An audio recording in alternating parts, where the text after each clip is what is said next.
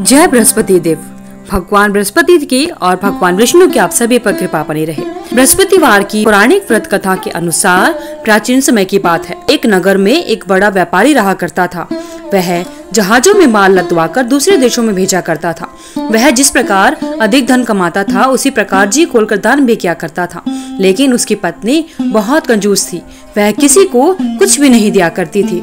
एक बार जब सेठ दूसरे देश व्यापार करने गया तो पीछे से बृहस्पति देव ने साधु वेश में उसकी पत्नी से भिक्षा मांगी। आर्य की पत्नी बृहस्पति देव से बोली, हे साधु महाराज, मैं इस दान और पुण्य से तंग आ गई हूँ। आप कोई ऐसा उपाय बताइए जिससे मेरा सारा धन नष्ट हो जाए और मैं आराम से रह सकूं। मैं यह धन लूटता हुआ नहीं देख सकती। बृहस्पति देव ने कहा, हे देवी, तुम तो बड़ी विचित्र हो। संतान और धन से तो कोई भी दुखी नहीं होता। अगर धन अधिक है तो इसे शुभ कार्यों में लगाओ। विद्यालय और बाग बगीचों का निर्माण कराओ। ऐसे पुण्य कार्य करने से तुम्हारा लोक और परलोक सार्थक हो सकता है।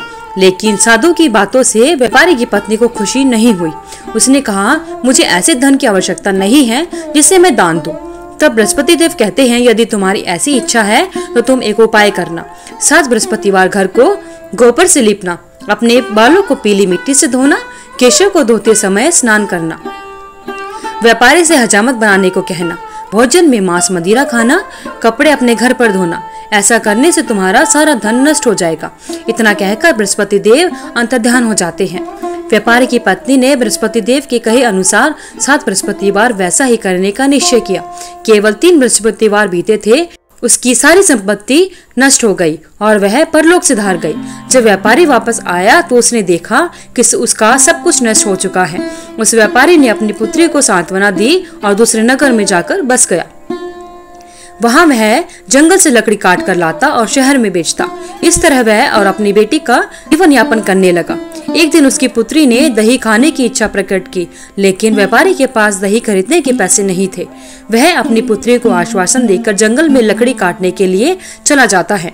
वहां एक वृक्ष के नीचे बैठकर अपूर्व दशा पर विचार कर रोने लगा। उस दिन बृहस्पतिवार था।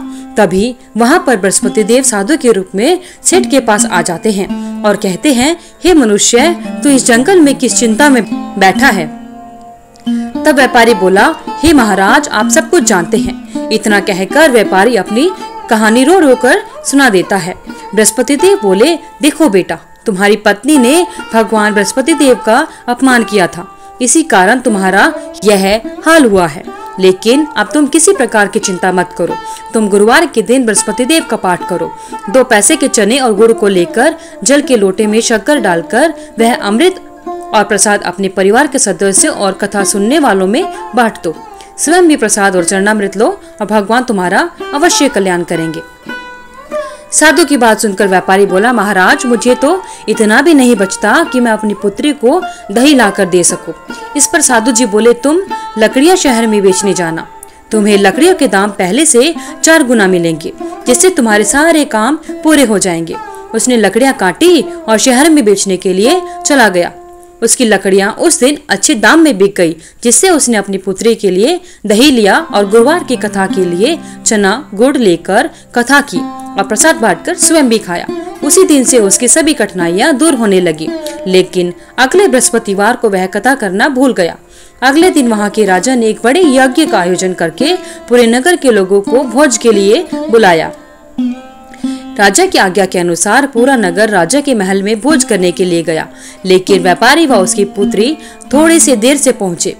अतः उन दोनों को राजा ने महल में ले जाकर भोजन कराया। जब वे दोनों लौटकर आए तब रानी ने देखा कि उसका खूंटी पर टंगा हुआ हार गायब है। रानी को व्यापारी और उसकी पुत्री पर संदेह हुआ कि उसका हार उन दोनों ने ही चुराया है। राजा की आज्ञा से उन दोनों को कारावास की कोठरी में कैद कर डाल दिया गया। कैद में पड़कर दोनों अत्यंत दुखी हुए। वहां उन्होंने बृहस्पति देवता का स्मरण किया। बृहस्पति देव प्रकट होकर व्यापारी को उसके भूल का आभास कराया और उन्हें सलाह दी कि गुरुवार के दिन कैद खाने के दरवाजे पर तुम्हें 2 पैसे मिलेंगे। उनसे तुम चने और मुनक्का मंगवाकर विधि पूर्वक बृहस्पति देवता का पूजन करना। उसके बाद तुम्हारे सारे दुख दूर हो जाएंगे। बृहस्पतिवार को कैद खाने के द्वार पर उनको 2 पैसे मिले। बाहर सड़क पर एक स्त्री जा रही थी। व्यापारी ने उसे बुलाकर गुड़ और चने लाने को कहा। इस पर वह स्त्री कहती है कि मैं तो अपनी बहू के लिए गहने लेने जा रही हूँ, मेरे पास समय नहीं है। इतना कहकर वह वहाँ से चली जाती है। थोड़ी देर बाद वहाँ से एक और स्त्री निकली। व्यापारी ने उसे बुलाकर कहा कि हे बहन, मुझे बृहस्पतिवार की कथा करनी है, तुम मुझे 2 पैसे का गुड़ चना ला दो। बृहस्पति देव का नाम सुनकर वह स्त्री बोली, भाई मैं तुम्हें अभी गुड़ चना ला कर देती हूँ। मेरा इकलौता पुत्र मर गया है, मैं उसके लिए कफन लेने जा रही थी, लेकिन मैं पहले तुम्हारा काम करूंगी, उसके बाद अपने पुत्र के लिए कफन लाऊंगी। वह स्त्री बाजार से व्यापारी के लिए गुड़ चना ले आई और स्वयं ही बृहस्पति देव की कथा सुनी। कथा के समाप्त होने पर वह स्त्री कफन को लेकर अपने घर गई। घर पर लोग उसके पुत्र की लाश को राम नाम सत्य है कहते हुए शमशान ले जाने की तैयारी कर रहे थे। स्त्री बोली, मुझे अपने बेटे का मुख देख लेने दो। अपने पुत्र का मुख देखकर उस स्त्री उसके मुंह में प्रसाद और चरणामृत डाला। चरणामृत के प्रभाव से वह पुनः जीवित हो गया। पहली स्त्री जिसने बृहस्पति देवता का निरादर किया था, जब वह अपने पुत्र के विवाह हेतु पुत्र वधू के लिए गहने लेकर अपने घर वापस जाती है तो वह देखती है कि उसका पुत्र घोड़ी पर बैठकर निकला। वैसे ही घोड़ी ने ऐसी उछाल मारी कि वह घोड़ी से गिरकर मर गया। यह देखकर स्त्री रो रोकर बृहस्पति देव से क्षमा मांगने लगी। उस स्त्री की याचना से बृहस्पति देव साधु वेश में वहां पर पहुंचकर कहने लगे कि हे देवी, तुम्हें अधिक विलाप करने की आवश्यकता नहीं है, यह बृहस्पति देवता का अनादर करने के कारण हुआ है। तुम वापस जाकर मेरे भक्त से क्षमा मांगो तथा कथा सुनो, तब ही तुम्हारी सारी मनोकामना पूरी होगी। जेल में जाकर उस स्त्री ने व्यापारी से माफी मांगी और कथा सुनी। कथा के बाद वह प्रसाद और चरणामृत लेकर अपने घर वापस गई। घर आकर उसने चरणामृत अपने मरे हुए पुत्र के मुख में डाला। चरणामृत के प्रभाव से उसका पुत्र भी जीवित हो उठा। उसी रात बृहस्पति राजा के स्वप्न में आते हैं और बोले, हे राजन, तूने जिस व्यापारी और उसकी पुत्री को जेल में कैद कर रखा है वह बिल्कुल निर्दोष है। तुम्हारी रानी का हार वहीं पर टंगा हुआ है जहाँ पर था, यानी उसी खूंटी पर टंगा है। दिन निकला तो राजा रानी ने हार खूंटी पर लटका हुआ देखा। राजा ने उस व्यापारी और उसकी पुत्री को रिहा कर दिया और उन्हें आधा राज्य देकर उसकी पुत्री का विवाह उच्च कुल में करवाकर दहेज में हीरे जवाहरात दिए। बोलिए बृहस्पति देव की जय। भगवान बृहस्पति देव की आप सभी पर कृपा बनी रहे। हे भगवान बृहस्पति देव, हे भगवान नारायण, जिस प्रकार आपने अपने भक्तों पर कृपा बनाई, उसी प्रकार आपके व्रत को करने वाले और व्रत कथा को सुनने वाले सभी पर कृपा बनाए रखना।